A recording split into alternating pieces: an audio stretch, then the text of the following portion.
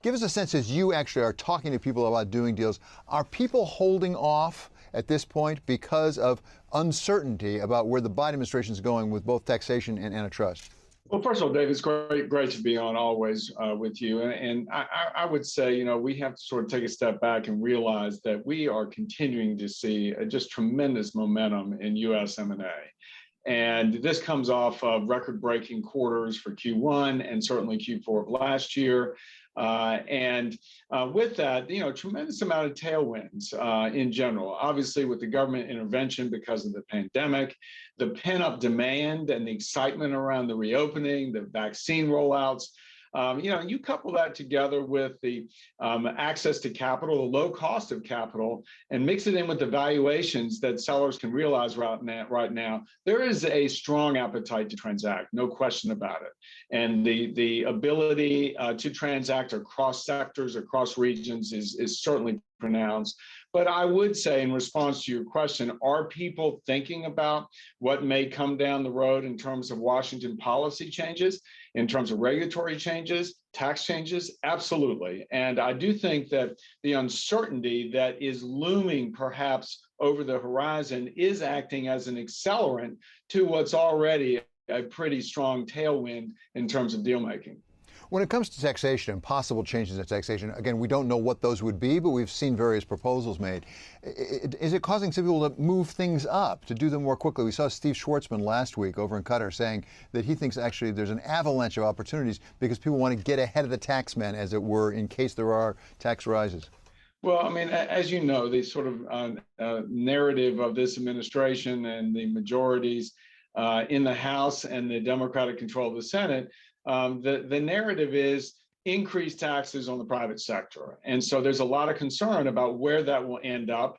As you suggest, there's uncertainty about what really the traffic will bear here in Washington about how much increase we'll see in tax rates. But yes, for the most part, I think people who are transacting in the markets today are anticipating a likelihood of a tax increase, whether it be a corporate rate increase, whether it be a cap gains rate increase, or on the individual side for the smaller businesses who may still operate as pass-through entities, which, as you know, there are a lot of those in America, that anticipation that perhaps we may see a return to the pre-17 days before the Trump tax cuts in the individual rate as well. So all that together, I think, does create, again, some incentive for people to want to transact, to get their deals closed this year, in thought that perhaps there would be an effective date of January 1, 2022 on any increased tax rate. What about antitrust enforcement? There's a lot of talk about antitrust, particularly in the area of the big U.S. tech companies. We've had various reports, including this week, we had the report of the FTC case being thrown out against Facebook. There's a lot of uncertainty there, too. We don't even have a head of the antitrust division in the Department of Justice. Are people concerned about that, particularly because the first action taken, as I understand it, by the antitrust division under President Biden, without the head of the division, is actually going after a merger? So I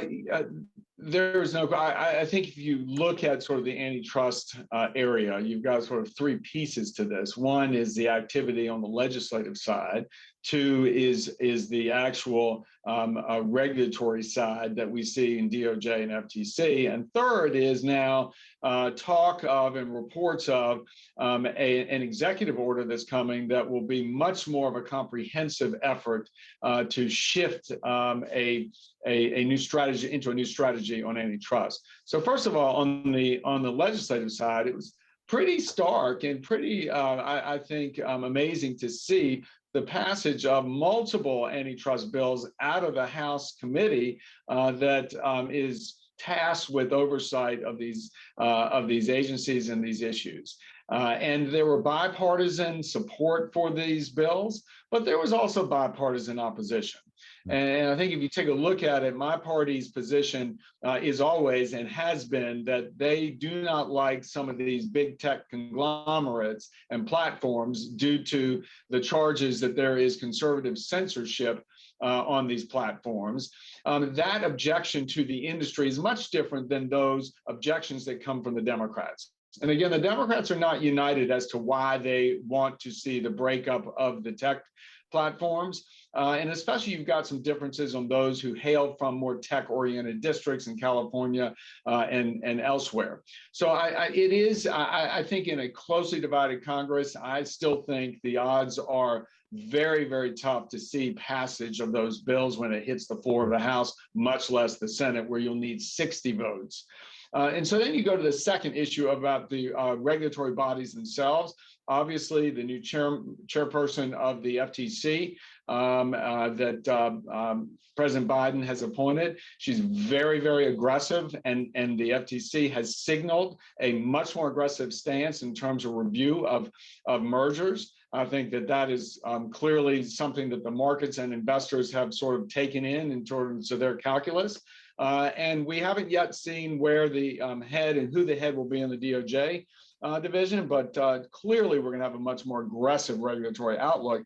But I think if you look at the third piece, which is this executive order, my goodness, they're talking about an all-of-government approach